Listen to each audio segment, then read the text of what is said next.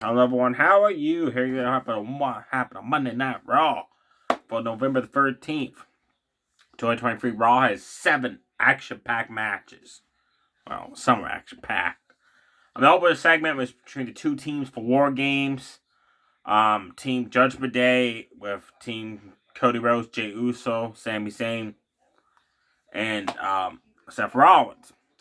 This led to a match with Sami Zayn and Seth Rollins teaming up to take on Dominic Mysterio and Jordan Devlin. The rest of Judgment Day and other teams were escorted to the back.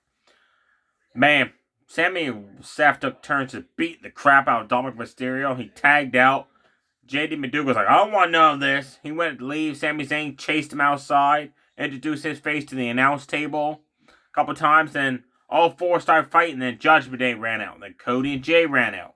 So the match ended up, got tossed out. Adam Pearce came out and yelled, enough. He said, the main event tonight is for the Tag Team Championships between Cody and Jay, Damian Balor. He looked at Rhea Ripley, Seth Rollins, Sami Zayn, Dominic Mysterio, and Jordan Devlin. He said, you guys will be barred from the arena. He said, the time the main event starts, you'll be escorted out of the arena. The second match was Tegan Nox with Natalya took on Piper Niven with Chelsea Green ringside. Tegan Nox started to get some body shots going in the midsection of Piper Niven and started punching her in the face. Piper Niven slammed her down. Picked her up, scoop slammed her. Tegan Nox again started doing the punch combo. Piper Niven picked her up, shoulder block.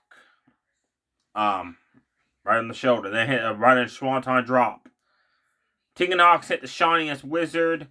Piper Niven grabbed hold of the rope for the rope break, and this was weird. After the rope break, Tegan Nox just dragged Piper Niven, pinned her 1, 2, 3.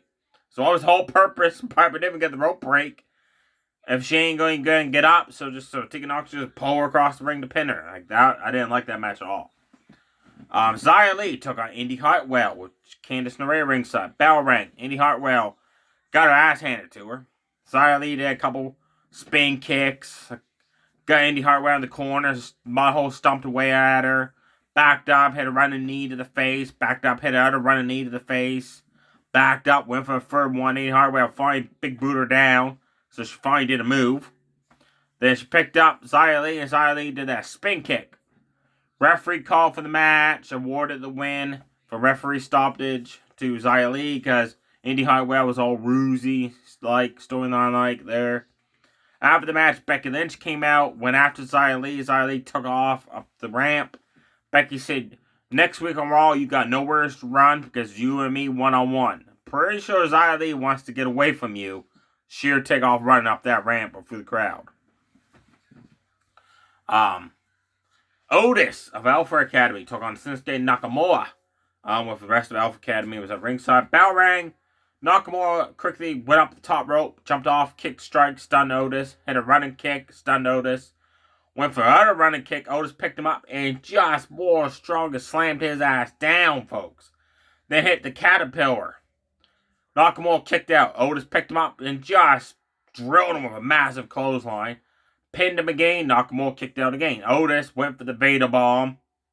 We know the outcome. Nakamura kicked him off the ropes. Backed up, hit a King Sasuke to the back of the head of Otis. And then quickly turned around and hit a King Sasuke right to the face of Otis for the 1, 2, 3 for the fast win. After the match, as Alpha Academy's checking on Otis, Nakamura approached Chad Gable and said, I have beaten Tozawa. I've beaten Otis. Next week on Raw, I will beat you. Then he walked away. So that match is made official for next week on Raw. Chad Gable versus Nakamura. That should be one hell of a match. Ludwig with Da Vinci at ringside took on Tommaso Ciampa with Johnny Gargano at ringside. The bell rang. Tommaso Ciampa chased after Ludwig outside the ring. Went in the ring. Ludwig Irish whipped Ciampa in the corner. They started unloading chops on him. Ciampa returned the favor in the corner, chops of his own. Backed up and just smoked his ass with a running knee. Smashed to the face. And Ludwig was like stunned. Like, he was just like noodles falling down. Then he picked him up.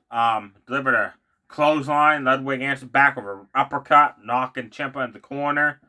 Ciampa came out of the corner. Ludwig had a discus spinning clothesline, knocked him down. Da Vinci, for some reason, didn't do anything. The referee told him to go to the back. I don't know. I watched the replays. He didn't even trip him or nothing. So I don't know why the referee sent Da Vinci to the back. Tommaso Ciampa hit her out of running knee to the face of Ludwig. Stunned him again. Ludwig answered back by hanging Tommaso Ciampa between the middle and bottom rope, and backed up and then drop kicked him right to the outside. And then as he rolled Tommaso Ciampa back to the ring, he started mouthing off to Johnny Gargano. Johnny Gargano started mouthing off back to Ludwig. Ludwig got back in the ring. Tommaso Ciampa hit him with an utter knee to the face. Went for the fairy tale ending. Da Vinci came for the crowd. Big boot Gargano down, so Tommaso Ciampa let go of Ludwig to go after Da Vinci. Ludwig rolled him up from behind, pinned him for the 1-2-3 to steal the win. The Miz took on R-VAR with Sarah Logan ringside. Before the match, Intercontinental Champion Gunther approached Miz backstage and said, "A Survivor Series, I'll go have the easiest title defense yet." And Miz said, "Watch my match of R-VAR and you have second doubts about that," he said. Great match Miz and R-VAR put on. Wow. R-VAR did that running splash into the barricade at one point into the Miz. Then R-VAR hit a spin kick, knocked down the Miz. Picked him up, scoop slammed him, picked him up again, suplexed him off the ropes. At one point, R-VAR tossed him up in the air, hit like a spin around, sit down powerbomb, catches the Miz on the way down. He went for the top rope moonsault. Miz kicked at the legs of R-VAR, knocked him down, delivered 10 yes kicks in a row, DDT'd his ass, picked him up, hit a turtle roll DDT, 2 big boots out of the corner, went for the Skull Crusher finale twice. R-VAR counted both times. One time he delivered a sidewalk slam, the other time he whipped Miz in the corner, knocked down Miz. He went for the top rope moonsault again. Miz again stopped it, this time powerbomb off the middle rope. Bronson Reed appeared. He came out to watch the match. And he distracted R-VAR, allowed the Miz to secure the win for the 1-2-3. The Miz put his feet on the ropes to steal the win. And he just took off, celebrating. Then Bronson Reed got in the ring, picked up R-VAR and just knocked him down. Then hit the Tusami off the top rope. And he said, "I'm the big guy around here." And he left. So it looks like it's going to be R-VAR and Bronson Reed feuding next. Just checking before I get on to the main event here. If I missed any matches. Main event for the Tag Team Championships. Cody Rhodes and Jey Uso challenge Damian Priest and Finn Balor of Judgment Day. Like I said earlier in the video, Adam Pearce told Rhea Ripley, Seth Rollins, Sami Zayn, JD Madugo, Dominic Mysterio to get out of the arena. And they showed them leaving the arena. And security were there. Match started. Great main event. Action-packed. Cody and Jey isolated Finn Balor. Double team moves after double team moves. Finn Balor finally got away. Tagged in Damian Priest. They isolated Jey Uso in their corner. Finn Balor delivered 3 shoulder tackles in the corner. Repeatedly. And then Damian Priest just rocked Jey Uso punches. Jey Uso hit a super kick to the midsection of Damian Priest. Super kick to Finn Balor. Made the tag. Cody got in, did his dad's Dusty Rhodes punch elbow combo on Damian Priest, and he did one to Finn Balor. They went for the diamond cutter off the ropes. Finn Balor caught him. Inverted takedown into the momentum of Cody Rhodes there. Jey Uso got in. All 4 guys started fighting everybody. At one point, Damian hit the sit-down chokeslam on Jey Uso. Cody Rhodes answered back with a disaster kick, knocking down Damian. Then Cody hit crossroads of Finn Balor. At this point, Jey spared Damian Priest. Damian Priest rolled out of the ring. Then Jey Uso and Cody Rhodes picked up Finn Balor. Delivered the 3D 3.0, I call it. And almost won the titles. But Damian Priest broke up the pin in the nick of time. Suddenly, Rhea Ripley came out on stage alongside Drew McIntyre. McIntyre ran down, Claymore Jey Uso outside the ring. Referee never saw it because he was dealing with Damian Priest and Finn Balor. Rolled him back in, and Finn Balor covered Jey Uso because he was the legal man for the 1-2-3. After the match, Rhea Ripley and McIntyre went back on the stage and they shook hands. McIntyre has joined Judgment Day. But I don't know if he's actually joined it or he's just joining them for War Games.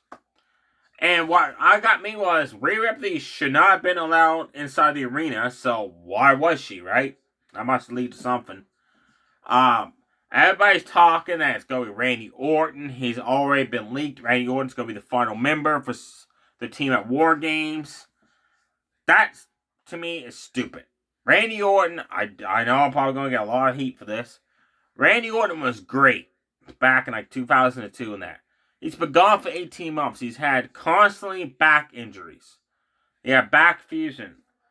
All he does now is RKOs, a quick scoop slam, clotheslines. The back body drop on the announce table. He does the same move set. Other wrestlers I know do the same move set, but they change it up. Not Orton. To me, Orton, he ain't got it no more. Like, it's not the same Randy Orton as we had before. And I don't know why he's going to be the final member of the War Games team. It makes no sense. I know, have him debut a Survivor Series in the match or something, right? Why is he got to be in the War Games? Why cannot be Kevin Owens, who's had months and months of feuding with the Judgment Day? He's suspended on SmackDown. They have done this before for years now. Have one guy wrestle on one show and the other. Kevin Owens should be the fifth and final member for that team of Cody Rhodes for War Games, not Randy Orton. Let me know below. Do you agree with me that it should be Kevin Owens as the fifth man, or do you prefer to see Randy Orton, which makes absolutely no goddamn sense why he would be in the match because he's never even feuded with Judgment Day. Also, let me know below, why was Rhea Ripley allowed to come back into the arena when she was told to be barred from the arena and shown leaving to the outside of the arena with the rest of them? Is that going to lead to something? Is that going to lead to somehow she got back in or somebody let her in, right? Maybe it was Drew McIntyre let her in. Is Drew McIntyre a member of Judgment Day, or is he just helping them out for War Games? That's a question that's got to be answered next week, hopefully. Next week on Raw, announced Chad Gable versus Nakamura, Becky Lynch versus Xia Li, and it said that a member of each War Games team would pick someone to face off one-on-one, and the winner of that match would get the advantage for their team for War Games, which is like 9 times out of 10, a heel will win it. Because every War Games match, the heels always have the advantage. Once in a great while, the faces would get the advantage in War Games. And